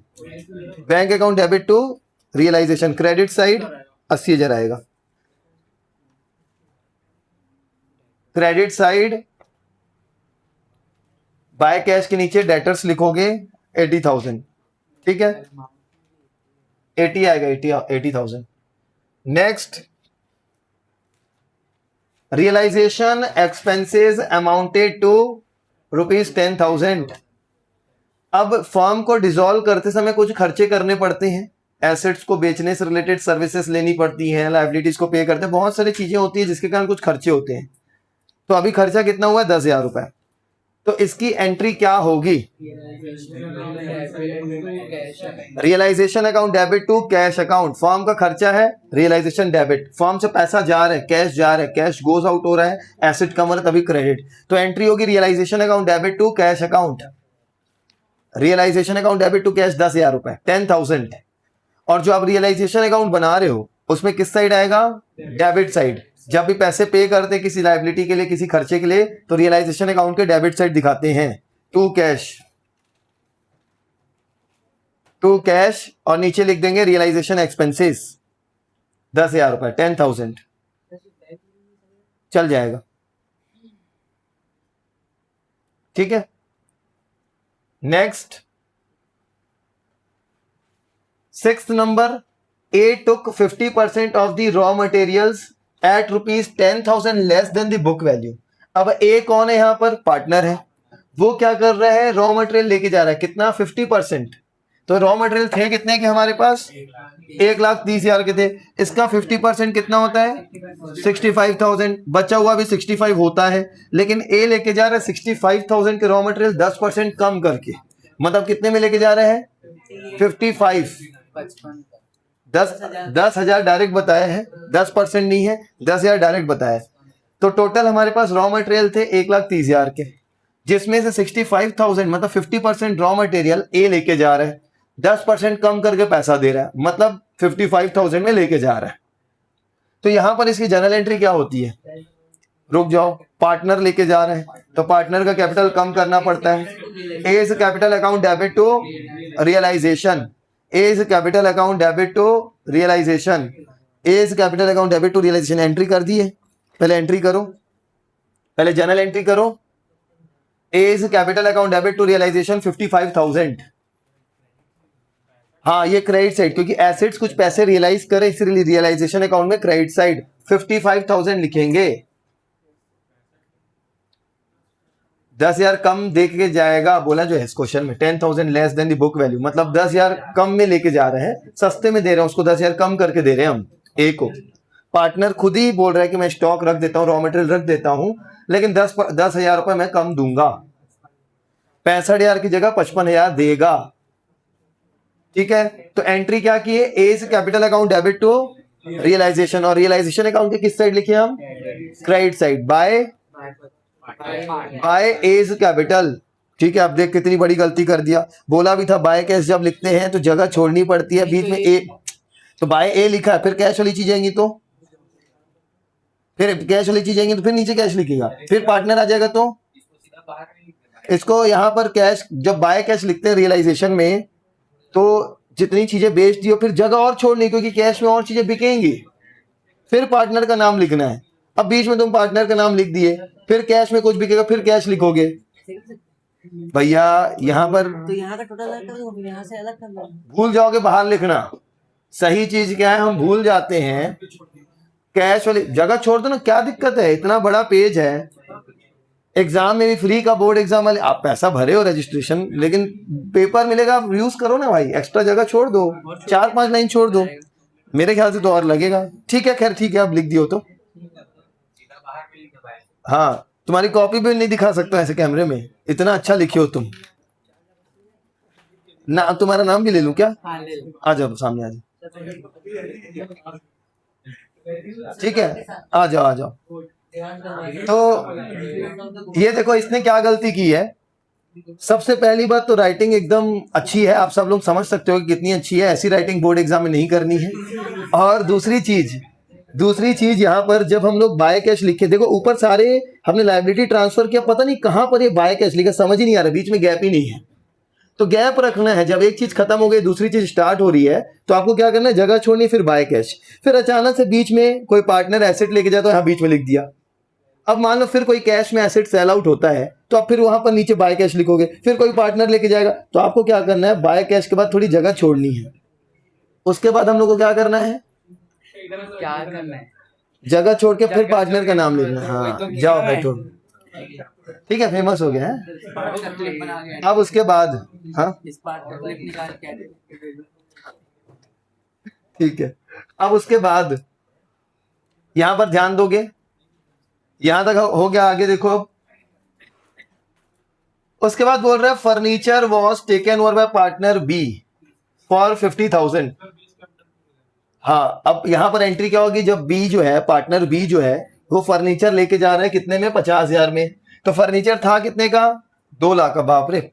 तो पूरा फर्नीचर 50,000 में लेके जा रहा है। एंट्री क्या होगी, B's capital account debit to realisation, B's capital account debit to realisation. Realisation account की किस साइड लिखेंगे, क्रेडिट साइड। क्या लिखेंगे, by B's capital, by B's capital, नीचे फर्नीचर 50,000 का। ये है हमारा 7th, furniture was taken over by B for 50,000, ठीक है। यहां पर अभी हमारे पास रॉ मटेरियल बचे हुए ना आधे, बाद में ध्यान देंगे। भैया यहां पर देखो क्या लिखा है कहानी, furniture was taken over bye for 50,000। इसका मतलब क्या, देखो यहां पर ना ये कंफ्यूज हो रहा है कि 50,000 का फर्नीचर लेके तो बाकी फर्नीचर का क्या होगा। भैया पूरे फर्नीचर को 50,000 में लेके गया है, 50,000 का फर्नीचर नहीं लेके गया, पूरे फर्नीचर को 50,000 में लेके गया है, ठीक है। हाँ 1.5 लाख का चूना लगा दिया तुमको, आसान सी बात। अब सुनो इधर, मैं बचा रहा था उसका पैसा 1.5 लाख में, हाँ ठीक है, कोई बात नहीं। अब आगे सुनो, अब नेक्स्ट सुनो, there was an unrecorded bill for repair for ₹1,60,000 which was settled and paid at 1,40,000। एक पुराना बिल था, हमने कुछ रिपेयर करवाया होगा अपने फर्म में, अपने बिजनेस में, कोई मशीन या कोई भी एसेट, उसका बिल था 1,60,000, जो कि हमारे पुराने बैलेंस शीट में दिखा ही नहीं, हम भूल गए थे उस बिल को भी याद रखना। सामान बना, इंसान चला गया, उसको पैसा देना है, हम अभी तक दिए भी नहीं है, ना बैलेंस शीट में लिखा हुआ, इसको बोलते हैं अनरिकॉर्डेड। अब अचानक से जब उसको पता चला कि हमारी फर्म बंद हो रही है, वो आ गया, बोला भैया मैं आपके फर्म में कुछ ये सब फिक्स्ड एसेट को रिपेयर करके गया था, उसको पैसा आप नहीं दिए थे, और पता चला आप बिजनेस बंद कर रहे हो, तो मैं आ गया हूं। अब वो बोल रहा है कि भाई पैसा दो 1,60,000, तो उसको हमने काट पीट के 1,40,000 दिया है, तो फर्म से तो पैसा गया। तो अब एंट्री क्या होगी, realisation account debit to cash या बैंक। लिखो entry, realisation account debit, realisation account debit to cash या बैंक, स्लैश करके लिख दो। कितना अमाउंट लिखोगे, 160 या 140? 140, जितना हमने दिया है, हमको उससे मतलब है, जितना अमाउंट हमने पे किया है हमें वही अमाउंट शो करना है, ठीक है, 1,40,000। और ये 1,40,000 जो आपने पे किया, हमारा नुकसान है फर्म का। रियलाइजेशन अकाउंट के डेबिट साइड आप दिखाओगे, जो आपने रियलाइजेशन अकाउंट बनाया है उसके डेबिट साइड जो आपने टू बैंक लिखा है, उसके नीचे आप लिखोगे bill for repair, bill for repair कितना लिखोगे, 1,40,000 लिखोगे, 1,40,000, ठीक है, 1,40,000। उसके बाद यहां तक कोई डाउट किसी को, 8th नंबर तक। अब उसके बाद है 9th number, A agreed to pay his wife loan. जो पार्टनर ए है वो एग्री कर रहा है, मतलब वो बोलता है कि अभी मैं अपनी वाइफ का लोन पे कर देता हूं, मैं फर्म से बाद में पैसे उठा लूंगा। तो इसकी एंट्री क्या होगी, realisation account debit to A's capital. A का कैपिटल बढ़ाना पड़ेगा। क्यों ए का कैपिटल बढ़ाएंगे, क्योंकि फर्म के बदले अभी वो पे कर रहा है, फर्म आगे चल के ए को पैसे वापस लौटाएगी, उसका कैपिटल बढ़ाना पड़ेगा आज। हाँ, तो realisation account debit to A's capital, realisation account debit to A's capital. कितना अमाउंट, तो उसका लोन था मिसेस लोन 40,000 और 40,000, इसको हम लोग शो करेंगे, रियलाइजेशन टू एज कैपिटल 40,000। और रियलाइजेशन अकाउंट में कहां दिखाओगे, डेबिट साइड। क्या लिखोगे, टू एज कैपिटल, देख फिर गड़बड़ कर रहा है, टू कैश के नीचे लिख रहा है, जगह छोड़, टू एज कैपिटल और वहां पर हम लोग लिखेंगे कितना 40,000, ब्रैकेट में मिसेज एज लोन लिख देंगे। तो ये भी हमारा क्लियर हो गया। उसके बाद 10th number, creditors of 20,000 were to be paid after 2 months. They were paid immediately at 10% per annum discount. बहुत इंपॉर्टेंट एडजस्टमेंट, बहुत ज्यादा इंपॉर्टेंट एडजस्टमेंट है। ध्यान से देखोगे 10th नंबर, देखो टोटल हमारे क्रेडिटर कितने थे, 1 लाख के टोटल क्रेडिटर थे, जिसमें से 50,000 के क्रेडिटर मशीन के बदले एडजस्ट हो गए, 50,000 के और बच गए। अब जो 50,000 के बचे हैं उसमें से 20,000 के क्रेडिटर्स जो हैं उसको अलग कर लेता हूं और 30,000 के क्रेडिटर्स को अलग करता हूं। बोला जा रहा है कि जो 20,000 के क्रेडिटर थे उनको हमें क्या करना था, 2 महीने बाद पैसा देना था। Creditor of 20,000 were to be paid after 2 month, 2 महीने बाद पैसे देने थे, लेकिन हम लोग क्या करते उनको तुरंत पैसा दे दिए, 2 महीना पहले ही पैसा दे दिए। तो हम लोग को 10% का डिस्काउंट मिल गया, लेकिन वो 10% पर एनम के हिसाब से है, 10% पर एनम के हिसाब से है, 10% पूरे साल भर का है। तो अब मुझे तो 2 महीने का फायदा मिलेगा ना सिर्फ। तो 20,000 का 10% कितना होता है, 2,000 होता है, लेकिन 2,000 का 2 महीने का अमाउंट निकालना है, 333 रुपए। तो पॉइंट में आ गया 333, ठीक है, कोई दिक्कत नहीं है, 333। अब 333 रुपए का हम लोग को डिस्काउंट मिल रहा है, तो कितना पे करेंगे, 19,667। तो इसकी एंट्री क्या होगी, realisation account debit to cash. Firm से पैसा जा रहा है, जब भी फॉर्म से पैसा जाएगा तो कैश क्रेडिट होगा। Realisation account debit to cash. Realisation debit क्यों हो रहा है, क्योंकि रियलाइजेशन अकाउंट के डेबिट साइड दिखाना है, हम लायबिलिटी को पे कर रहे हैं। Realisation account debit to cash 19,667, 19,667। और रियलाइजेशन अकाउंट जो आप बना रहे हो डेबिट साइड, जो टू कैश या बैंक आप लिखे हो, उसमें आप शो करोगे क्रेडिटर्स। क्रेडिटर लिख के आप लिख दोगे 19,667, ठीक है। यहां तक 333.33 था, तो पॉइंट के बाद अगर 5 या 5 से कम हो तो उसको इग्नोर करते हैं, तभी 333 हमने मान लिया अमाउंट, और उसको हमने माइनस कर दिया 20,000 से, तो 19,667 आ गया। हाँ, 0.5 या 5 से ज्यादा होता तो उसको हम लोग बढ़ा देते हैं, 334 लिख देता। हाँ, यहां तक क्लियर है। अब उसके बाद अगला है बिल्डिंग रियलाइज्ड 10% मोर। तो बिल्डिंग थी कितने की, 3 लाख की, 3 लाख का 10% एक्स्ट्रा मिला, मतलब 3,30,000 मिलेगा। फर्म के पास पैसे आएंगे, 3 लाख की बिल्डिंग थी, 10% एक्स्ट्रा मिला है, कितना मिला, 3,30,000 मिला। एंट्री क्या करेंगे, पैसा आएगा तो कैश या bank account debit to realisation, और टू रियलाइजेशन हो रहा है इसलिए रियलाइजेशन अकाउंट के क्रेडिट साइड बाय बैंक वाली जगह पे आप लिखोगे बिल्डिंग। जो बाय बैंक में नीचे इतनी सारी चीजें लिखी हो जो एसेट पैसे रियलाइज करो, वहीं पे एक बिल्डिंग भी आ जाएगा, और कितना अमाउंट आ जाएगा, 3,30,000 आ जाएगा। 3,30,000, क्योंकि 3 लाख तो था ही बिल्डिंग का, 10% एक्स्ट्रा मिल रहा है, ठीक है। अब उसके बाद next adjustment, remaining raw materials were sold at a gain of 10%। तो रिमेनिंग रॉ मटेरियल थे कितने के, 65,000 के, वो 10% के फायदे में बिके। तो 65,000 का 10% 6500 होता है। 65,000 के रॉ मटेरियल बचे हुए थे, 10% के फायदे में बिके हैं, मतलब 6,500 एक्स्ट्रा मिला है, तो 71,500 में सेल आउट हुआ। तो एंट्री क्या होगी, कैश या bank account debit to realisation, cash या bank account debit to realisation. और रियलाइजेशन अकाउंट के किस साइड लिखोगे, क्रेडिट साइड। क्या लिखोगे, बाय कैश या बैंक जो भी, और उसके नीचे अमाउंट 71,500, 71,500 हो गया। यहां तक क्लियर है, यहां तक। अब नेक्स्ट पॉइंट देखोगे, 13 नंबर पॉइंट, ज्यादा नहीं, अब 10 पॉइंट बचे हुए हैं बस। इसके बाद इसको मिला के 11 पॉइंट बचे हुए हैं।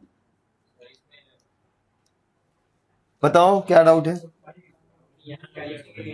रियलाइजेशन के क्रेडिट साइड क्या था क्वेश्चन, रिमेनिंग रॉ मटेरियल, हाँ जो बाय बैंक लिखे थे वहां पर रॉ मटेरियल लिख के 71,500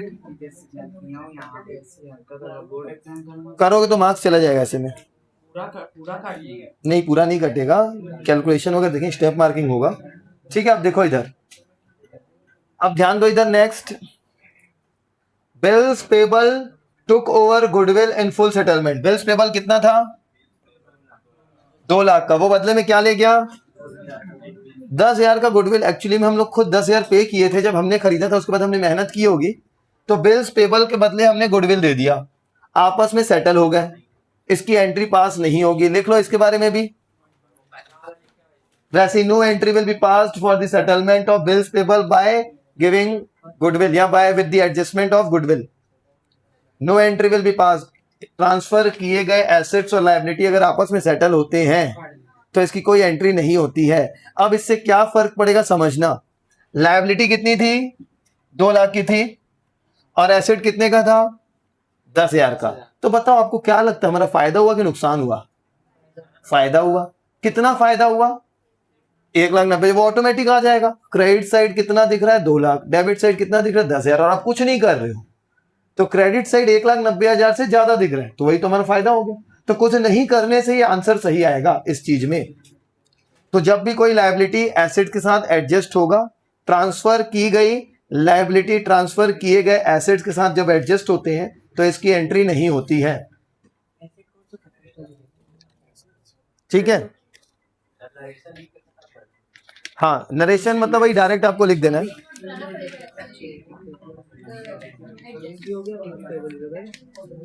एडजस्टमेंट में वर्किंग नोट, सारे वर्किंग नोट नहीं बनाना, सिर्फ कहानी लिखनी है कि एंट्री पास नहीं होगी।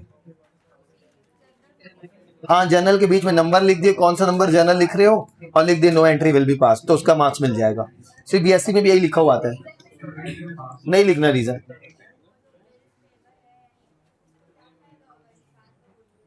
वो अब हमारा बिजनेस टेक ओवर करे, वो बैठेगा हमारी सीट में। अरे भाई बिल्स पेबल सेटल हो रहा है मतलब वही इंसान खरीद रहा है, और हम अगर डिटेल में जा रहे हैं मतलब हम कुछ एक्चुअल में आ रहे मार्केट में सब चीजें करने के लिए। तो भैया रियल लाइफ में तो बहुत कुछ होता है, मैं तो बोलता हूँ रियल लाइफ में तो सब आप कुछ नहीं देखोगे। आप अभी तक जो पढ़े हो रियल लाइफ में बहुत कुछ नहीं होता है, तो अब वो रियल लाइफ में हम नहीं जा सकते ना कि बिल्स। मैं तो ये भी बोल सकता हूँ बिल्स पेबल में एक ही इंसान जरूरी है क्या, 10 लोग होंगे तो 10 लोग गुडविल कैसे बांटेंगे, वो लोग क्या पार्टनरशिप खोल रहे हैं क्या, कुछ भी हो सकता है रियल लाइफ में। तो बस हम लोग को बोल रहा है बिल्स पेबल के बदले गुडविल गई, एडजस्ट हो गया, बात खत्म। जो हमारे सिलेबस में हम वो बात कर रहे हैं। अब नेक्स्ट ये वाला हो गया पॉइंट। अब सी एग्री टू पे remaining creditor and took plant at ₹5,000। अब देखो जो पार्टनर सी है वो बोल रहे हैं कि मैं रिमेनिंग क्रेडिटर को भी पे कर देता हूं। तो रिमेनिंग क्रेडिटर है कितने के, 30,000 के हैं। तो सी जो है वो रिमेनिंग क्रेडिटर को पे कर रहा है अभी पैसा, फॉर्म से बाद में ले लेगा पार्टनर सी। तो एंट्री क्या होनी चाहिए,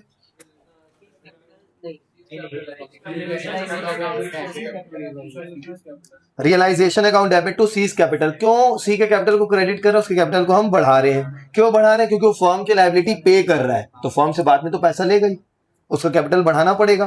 तभी एंट्री क्या होगी, realisation account debit to C's capital.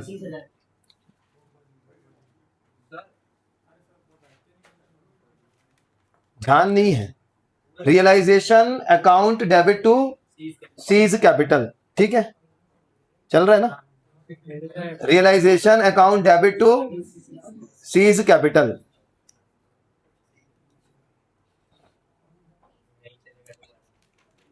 अब इसको हम लोग कहां शो करेंगे, रियलाइजेशन अकाउंट के debit side to C's capital, bracket में लिख देंगे क्रेडिटर्स, कितना अमाउंट, 30,000 रुपए। और ध्यान दोगे यहां पर ये एग्री कर रहा है कि प्लांट को लेके जाएगा 5,000 में। प्लांट मतलब रियल एसेट कहां गया, नीचे लिखा हुआ है। 40,000 का प्लांट था, पार्टनर सी जो है वो लेके जा रहा है 5,000 में। तो अब उसका हम लोग क्या करेंगे, सी का कैपिटल कम करेंगे ना भाई, वो एसेट लेके जा रहा है फॉर्म का, फर्म की प्रॉपर्टी लेके जा रहे तो उसके कैपिटल से काटेंगे पैसा, तो सी का कैपिटल कम करेंगे। C is capital account debit to realisation, C is capital account debit to realisation. किस साइड आएगा ये रियलाइजेशन अकाउंट के? Credit side. रियलाइजेशन अकाउंट के क्रेडिट साइड क्या लिखेंगे? 5,000 रुपए में लेके जा रहा है, बाय सीज कैपिटल, और लिख दोगे प्लांट 5,000 का। ठीक है, सबकी कॉपी में होना चाहिए।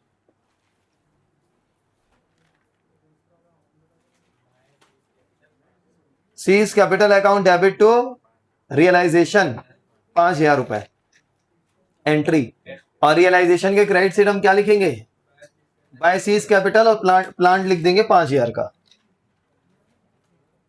नेक्स्ट, अब नेक्स्ट देखते हैं आगे। Next, outstanding salary were discharged at a rebate of 1,000। मतलब जो हमारी आउटस्टैंडिंग सैलरी थी उसको हम लोग 1,000 कम करवा के बचा हुआ पैसा पे कर दिए। तो आउटस्टैंडिंग सैलरी थी कितनी? 10,000। 1,000 का रिबेट मिला, मतलब 1,000 सामने ला, माफ कर दिया, मत दो 1,000, लेकिन 9,000 देना पड़ा। तो एंट्री क्या होगी? रियलाइजेशन अकाउंट डेबिट टू, वाह, realisation account debit to cash या बैंक। पैसे जा रहे हैं फर्म से, अभी फर्म से पैसे जा रहे हैं 9,000 रुपए। Realisation account debit to bank 9,000। Realisation account debit to bank, realisation account के डेबिट साइड टू बैंक जो लिखे होगे उसके नीचे लिखोगे आउटस्टैंडिंग सैलरी 9,000 रुपए। डेबिट साइड टू बैंक जो लिखे होगे ना रियलाइजेशन अकाउंट के, उधर लिखोगे आउटस्टैंडिंग सैलरी 9,000, आउटस्टैंडिंग सैलरी 9,000।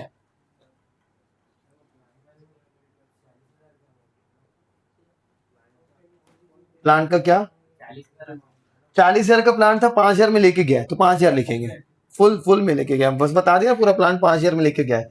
तो प्लांट एट 5,000, 5,000 मिलेगा। मतलब भाई पहली बात तो 40,000 का प्लांट था, तुमको लग रहा है 20,000 जितना तो यूज भी कर चुके थे, 20,000 वैल्यू बचा था, अब और भी यूज किया होगा, 5,000 में लेके जा रहे हैं। डायरेक्ट बस करना है, एंट्री डायरेक्ट भी पूछ सकता है बोर्ड एग्जाम में, सिर्फ एंट्री या तो अकाउंट आएगा, अलग अलग क्वेश्चन में दोनों आ सकता है। अब सुनो आगे, यहां ध्यान दो।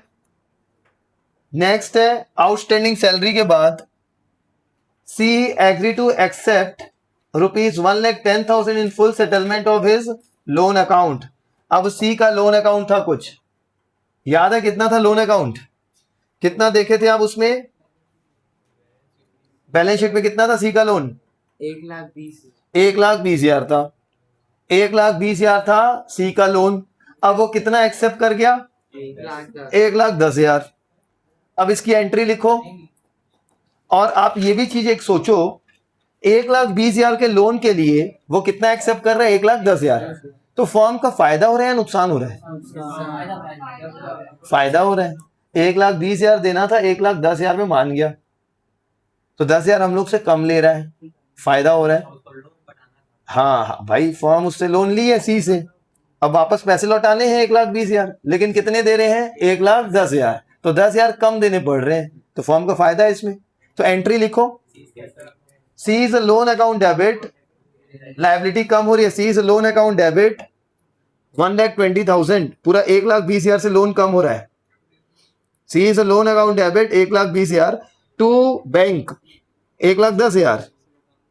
सी इज लोन अकाउंट डेबिट 1,20,000, क्योंकि लायबिलिटी 1,20,000 से कम हो रही है, टू बैंक 1,10,000, पैसा जा रहा है 1,10,000। अब जो क्रेडिट साइड में डिफरेंस आ रहा है वो प्रॉफिट के नाम से आ रहा है, credit all income and gain, और वो गेन कहां दिखाएंगे हम लोग? रियलाइजेशन अकाउंट में। तभी क्या लिखोगे? टू रियलाइजेशन 10,000, हाँ, तो रियलाइजेशन। अब यही जो फायदा हुआ है, ये फायदा पार्टनर से बंटना चाहिए, इसीलिए हम रियलाइजेशन अकाउंट के क्रेडिट साइड शो करेंगे। फायदा हुआ है 10,000, रियलाइजेशन अकाउंट के क्रेडिट साइड दिखाओगे बाय सीज लोन, ब्रैकेट में लिख देना गेन। रियलाइजेशन अकाउंट के क्रेडिट साइड दिखाओगे बाय सीज लोन, और ब्रैकेट में लिख देना गेन। हाँ ये अलग से लिखोगे, जो रियलाइजेशन अकाउंट बना रहे हो ना, हाँ 10,000 रुपये फायदा हो रहा है, सिर्फ 10,000, जितना फायदा हो उतना ही दिखाओगे। वो 1/10 तो अलग से लोन अकाउंट में दिखाएंगे, ये ट्रांसफर की गई चीज तो है ही नहीं, रियलाइजेशन अकाउंट में ट्रांसफर तो किए नहीं थे, बस फायदा या नुकसान दिखाते हैं, इसका लोन अकाउंट भी बनता है। हाँ भाई, अगर ये बोर्ड एग्जाम में क्वेश्चन आ गया तो 50 नंबर का क्वेश्चन होगा। मैं नहीं कह रहा हूँ कि इतनी सारी चीजें आएंगी, सिर्फ 6 नंबर का क्वेश्चन आएगा, बहुत कम चीजें आएंगी। हम सीख रहे हैं सारी चीजें, नहीं तो क्वेश्चन 50 नंबर का लायक है, एक ही क्वेश्चन 50 नंबर का, ऐसा नहीं आएगा एग्जाम में। हम लोग सीख रहे हैं सारी चीजें, ठीक है। तो हो गया credit side by C's loan, कितना लिखे? 10,000। अब उसके बाद अगला, there was a typewriter not recorded in the books worth rupees 1,20,000 या 12,000 जो भी, which was taken over by landlord for the settlement of rent. अब यहां पर एक हमारे पास अनरिकॉर्डेड टाइपराइटर था। अनरिकॉर्डेड मतलब देखो कहीं है क्या टाइपराइटर? नहीं है, बैलेंस शीट में नहीं था, इसी को क्या बोलते हैं? अनरिकॉर्डेड। अब जो पुराना छूट गया पवन, उसको छोड़ दो, आगे का सुनो, वो बाद में रिकॉर्डिंग में देख लेना, नहीं तो आगे का भी भूल जाओगे। तो मुझसे पूछ रहे हो ना, मेरे को लग रहा है इसीलिए। अब वो छोड़ो ना, मैं तो बताऊंगा अभी। There was a typewriter not recorded in the books worth rupees, जितने का भी है, मान लो 1,20,000 लग रहा है, 12,000 लग रहा है, जो भी है मैं बताऊंगा, मान लेते 12,000 का है। विच was taken over by landlord for the outstanding rent. Outstanding rent कितना था? 10,000। मान लो हमारे पास एक टाइपराइटर था जिसको हम अपना नहीं मानते थे, इसीलिए बैलेंस शीट में नहीं दिखाए थे। अब ये जो लैंडलॉर्ड था जिसको मुझे 10,000 पे करने थे, मतलब फॉर्म वालों को पे करना था 10,000 पे लैंडलॉर्ड को, लैंडलॉर्ड बोला टाइपराइटर अच्छा लग रहा है, ये मेरे को दे दो, पैसा मत दो। आपस में दोनों सेटल हो गए। तो जब भी सेटलमेंट हो रहा है तो एंट्री नहीं करनी है, और ये फर्म के लिए एक तरीके से फायदा है। फायदा, हाँ फायदा होना चाहिए। क्यों फायदा होना चाहिए? हमारी लायबिलिटी फोगड़ में कम हो गई, क्योंकि टाइपराइटर तो मेरा था ही नहीं, अनरिकॉर्डेड था, बैलेंस शीट के हिसाब से मेरा नहीं था। तो अब देखो, कुछ नहीं करने से फायदा दिखेगा। कैसे फायदा दिखेगा? क्रेडिट साइड 10,000 तो ऑलरेडी ट्रांसफर कर चुके हैं, अब कुछ नहीं कर रहे हो, क्रेडिट साइड 10,000 ज्यादा दिखेगा। आप क्रेडिट साइड 10,000 तो चढ़ा चुके हो ना, ऑलरेडी आउटस्टैंडिंग रेंट दिखा चुके हो, अब कुछ नहीं कर रहे हो नीचे, तो क्रेडिट साइड 10,000 कुल मिला के आउटस्टैंडिंग रेंट के कारण ज्यादा दिख रहा है ना, इसकी कोई एंट्री मत करना। इसमें भी लिख दो no entry will be passed, 10,000 का फायदा दिखेगा, और उसमें भी कुछ नहीं करना है, ठीक है। ये भी हो गया, क्लियर है यहां तक? अब 18th number, 18th number, there was an outstanding bill of electricity of 800 which was paid. एक बिल था आउटस्टैंडिंग इलेक्ट्रिसिटी का, मतलब इलेक्ट्रिसिटी बिल था एक, 800 रुपए देने थे, जिसको हमने पे कर दिया। अभी तक इसमें ट्रांसफर नहीं किया था, अनरिकॉर्डेड था, पे कर दिया, तो हमारा पैसा जाएगा फॉर्म से। Realization to bank, realisation account debit to bank 800, electricity bill pay करना था 800 रुपए, realisation account debit to bank, और रियलाइजेशन अकाउंट के डेबिट साइड क्या लिखोगे? टू बैंक, जो नीचे लिखे हो कैश बैंक जो भी, उसके नीचे लिख दोगे electricity bill, outstanding electricity bill 800 रुपए,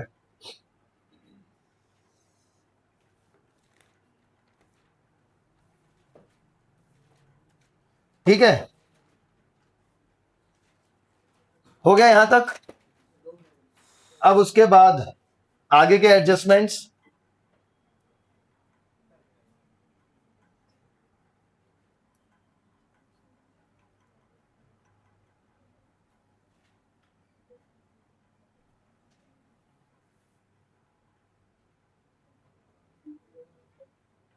यहां तक गुडविल तक हमने सारे एसेट्स का देख लिया ट्रीटमेंट। अब नेक्स्ट एडजस्टमेंट जो है, मैं रीड करूंगा इसको। नेक्स्ट एडजस्टमेंट जो है 19th number, B agree to meet bank overdraft. जो पार्टनर बी है वो बोलता है कि मैं फर्म में जो लायबिलिटी है बैंक ओवरड्राफ्ट वाली, उसको अभी मैं पे कर देता हूं। तो इसकी एंट्री क्या होती है? Realisation account debit to B's capital, मतलब बी का कैपिटल बढ़ाएंगे। फर्म का कर्जा अभी पार्टनर पे कर रहा है, तो पार्टनर को बाद में मिलना चाहिए, तो उसका कैपिटल हम बढ़ा देंगे। तो realisation account debit to B's capital entry होगी, realisation account debit to B's capital, amount जितना ओवरड्राफ्ट का था 50,000 पूरा 50,000, और ये आप लोग रियलाइजेशन अकाउंट में किस साइड दिखाओगे? Debit side. क्या लिखोगे? To B's capital, to B's capital, और ब्रैकेट में लिख देना बैंक ओवरड्राफ्ट। हाँ,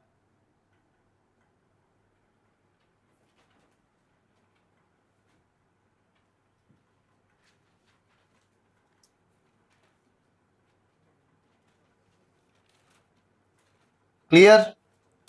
अब उसके बाद 20th एडजस्टमेंट में लिखा हुआ है a post dated cheque for 1500 under discount was dishonoured as the acceptor had become insolvent and was unable to pay and hence the firm paid to the bank. एक हमारा बिल था, मतलब हमने किसी कस्टमर को सामान बेचा हुआ था, उससे हमको एक चेक मिला हुआ था, post dated check. Post dated check मतलब फ्यूचर की डेट का चेक मिला हुआ था, मतलब जब हमने सेल आउट किया होगा तब कस्टमर के पास पैसा नहीं रहा होगा, तो उसने हमको एक चेक दिया था फ्यूचर की डेट लिख के, और वो 1500 का चेक था। अब मुझे पैसे की जरूरत थी, मैं बैंक में जाकर डिस्काउंट करवा लेता, मतलब बैंक से पैसे ले लिया था, 1400 रुपए, 1300 रुपए, जो भी 200 रुपए कम करके ले लिया होगा। जब समय आया तो बैंक वाले को मेरे कस्टमर ने पैसे नहीं दिए, और बैंक वाले आके मुझसे ले रहे हैं, और मैंने दे भी दिए बैंक को, तो अभी मेरे यहां से पैसा जा रहा है। मैंने एक कस्टमर का चेक बैंक में जाके लगाया था एडवांस में, और मैंने कुछ पैसे ले लिए थे, 1500 का चेक था, मैंने पैसे ले लिए थे। समय आया तो कस्टमर को जाके पे करना चाहिए बैंक को, तो पे नहीं किया, तो उसको बोलते डिसऑनर्ड। अब डिसऑनर्ड हुआ तो बैंक वाले तो मेरे को पहचानते हैं, तो मेरे अकाउंट से पैसे काट दिए, तो मेरे अकाउंट से पैसा गया, तो realisation account debit to bank 1500। मतलब सीधा सीधा क्वेश्चन में लिख दे कि बैंक से पैसा काट गया, ऐसा चाहते हो तुम? नहीं, आपको इस पे जानते हैं तो आपके अकाउंट से डायरेक्ट उसको। नहीं, ये सामने आके पूछना पड़ेगा तुमको डाउट। इधर आओ, मैं नहीं समझ पा रहा हूँ, आ जाओ आ जाओ, सामने आके पूछो डाउट। क्वेश्चन है कि जैसे आप हो, आपके अकाउंट अरे नहीं, तो सबको डाउट समझ में आना चाहिए ना, सामने आके पूछोगे ना। हाँ, रियलाइजेशन अकाउंट के डेबिट साइड टू बैंक, ठीक है, नीचे लिख देना डिसऑनर्ड बिल, ऐसा लिख देना 1500 रुपए 1500, ठीक है। नेक्स्ट,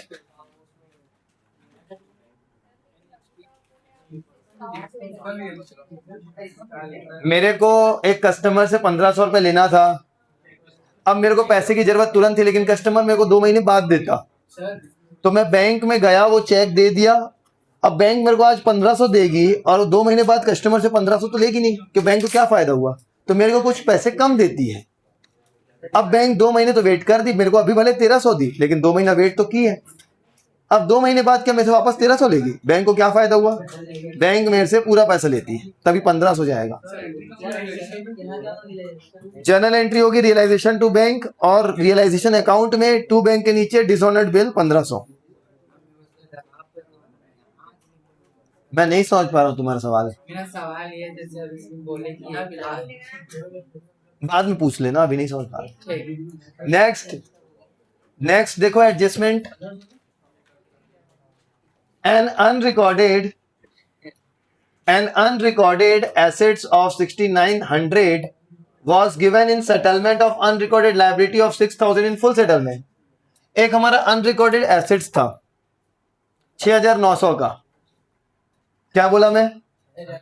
क्या 6900 क्या था? क्या वो एक अनरिकॉर्डेड एसेट्स था 6900 का, वो हमने दे दिया अनरिकॉर्डेड लायबिलिटी के लिए, जो कि थी 6000 रुपए।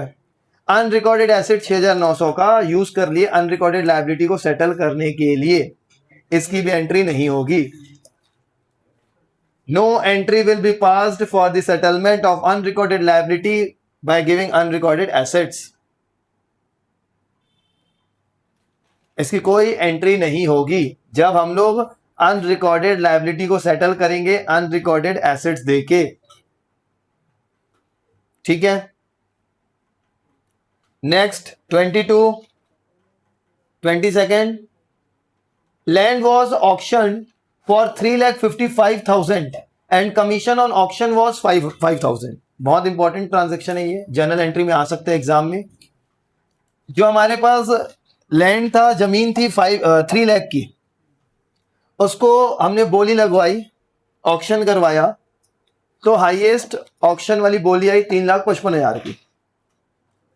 अब जब 3,55,000 की बोली लगाए तो हम लोग को इस चीज के पीछे 5,000 रुपये कमीशन देना पड़ा. तो काट पीट के हमारे पास कितना आया? 3,50,000 आया. तो अब दो तरीका है इसमें जर्नल एंट्री करने का. एक ऐसा दिखाओ काट पीट के 3,50,000 आया है, bank account debit to realization, पहला तरीका. Bank account debit to realization 3,50,000. दूसरा तरीका आप ये शो करो 3,55,000 आया है, 5,000 गया है. मतलब bank account debit 3,55,000 to realization 3,55,000, फिर 5,000 डेबिट करेंगे, realisation account debit 5,000 to bank account 5,000. पहला वाला सही है. Bank to realization 3.5 lakh direct कर लो, एडजस्ट करके माइनस करके. Bank account debit to realization कितना अमाउंट? 3,50,000 डायरेक्ट लिख दो. अब रियलाइजेशन अकाउंट में क्रेडिट साइड जो बाय बैंक लिखे हो 3.5 लाख, लैंड 3.5 लाख, 3.5 लाख रुपए मिल रहा है वो लिख दो. बाय बैंक में जो क्रेडिट साइड लिखे हो आप कब से, 3.5 लाख मिल रहा है काट पीट के, 3,50,000 लिखोगे. अब उसके बाद लास्ट है, last adjustment. A firm had to pay 7,500 for an outstanding repair bill not provided for earlier. एक बिल था 7,500 का आउटस्टैंडिंग रिपेयर का, नॉट प्रोवाइडेड फॉर अर्लियर, मतलब यही बोलना चाह रहे हैं कि बैलेंस शीट में अभी तक हमने नहीं दिखाया है. अब इसको भी पे करना पड़ेगा. अभी तक ये हमने नहीं दिखाया लेकिन अब आपको पे तो करना पड़ेगा ना, फॉर्म बंद कर रहे हैं. तो डेबिट साइड मतलब एंट्री होगी realisation account debit to bank account, realisation account debit to bank account, realisation to bank, और रियलाइजेशन अकाउंट के डेबिट साइड टू बैंक में 7,500 दिखाओगे outstanding repair bill, outstanding repair bill. ठीक है.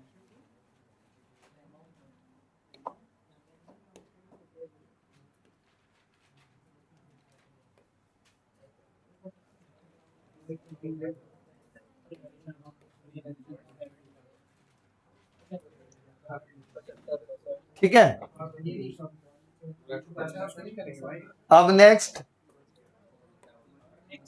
अब सुनो, सारी चीजें हो गई. अब एक बार यहां पर देखो क्या क्या हमने ट्रांसफर किया था, ये भी हट गया. ठीक है. अब हमने जितनी भी चीजें ट्रांसफर की थी, अब उसमें क्या क्या रह गया?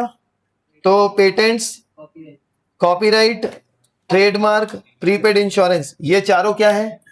Intangible asset. और इनके बारे में अगर नहीं बोला है, जीरो, कुछ नहीं मिलेगा, शो नहीं करेंगे. अब WCR जो है उसका क्लेम तो आया ही नहीं, तो इसको हम पार्टनर से बांट देंगे. WCR का कुछ नहीं है तो पार्टनर से बांटेंगे. अब सॉफ्टवेयर भी इंटेंजिबल एसेट है, कुछ नहीं बताया तो कुछ नहीं मिलेगा. लैंड का तो एडजस्टमेंट था. अब बच गया एक्रूड इनकम. तो एक्रूड इनकम तो टेंजिबल मानते हैं, अगर कुछ नहीं बोला है तो पैसा मिलेगा. तो इसको लिखो, एंट्री इसकी लिखो, bank account debit to realization. Accrued income कितना था? 10,000. एक्रूड इनकम कितना था? 10,000. Bank account debit to realization, bank account debit to realization 10,000 रुपए. एक्रूड इनकम टेंजिबल मानेंगे, पैसा मिलेगा. हाँ. Credit side by bank accrued income 10,000.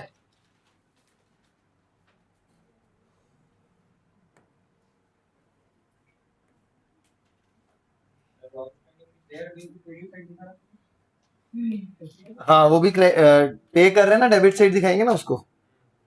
ठीक है, अब हमने देखे लगभग सारे एसेट्स और सारी लाइबिलिटीज में। एक बार देख लो क्या क्या रह गया है। प्रोविजन का कुछ नहीं करते हैं, आईएफआर का कुछ नहीं करते हैं, प्रोविजन का कुछ नहीं करेंगे, मतलब सारे एसेट्स और सारी लाइबिलिटीज कवर हो गई हैं। कुछ नहीं करेंगे प्रोविजन का और रिजर्व, प्रोविजन का हम लोग कुछ नहीं करते हैं, और आईएफआर का उसके बारे में कुछ बोलेगा भी नहीं, पे करने की जरूरत नहीं रहती है। ठीक है, तो सारे एडजस्टमेंट्स हो गए और सारे एसेट्स और लायबिलिटी को हमने सेटल कर दिया। अब उसके बाद हम लोग को रियलाइजेशन अकाउंट क्या करना है, क्लोज करना है। टोटल करके जो हमको पैसे मिल रहे हैं बाय बैंक में जोड़ के बाहर लिखो, जो हम पैसे दे रहे हैं टू बैंक में वो जोड़ के बाहर लिखो, पार्टनर्स का अमाउंट क्या क्या वो जोड़ के बाहर लिखो, टोटल सारे एसेट्स और लायबिलिटी कितने अमाउंट के ट्रांसफर किए थे वो भी जोड़ के बाहर लिखो। ठीक है,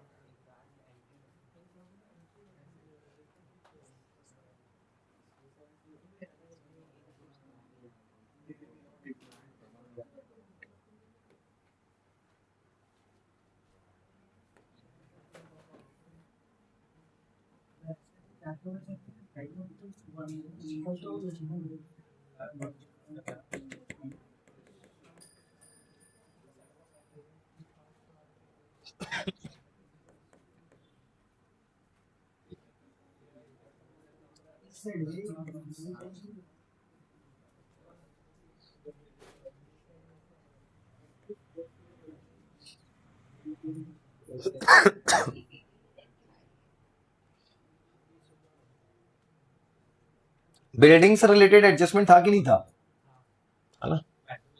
हाँ 330। ठीक है,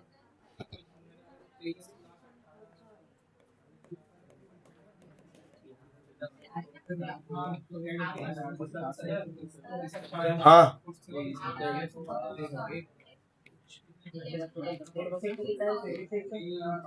ठीक है, देखते हैं।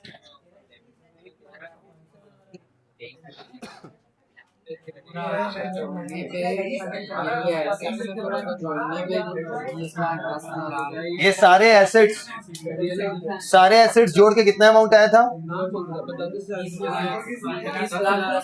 20,10,000। 20,10,000 सारे एसेट्स जोड़ के आया था, और सारी लायबिलिटीज जोड़ के ये 4,60,000 सारी लायबिलिटीज। अब जो पैसे मिल रहे हैं, पैसे जा रहे हैं,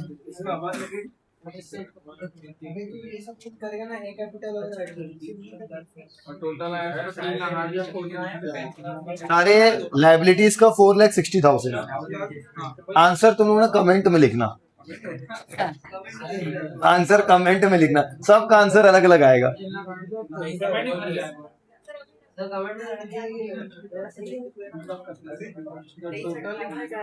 ठीक है, उसको अब कर दो क्लोज।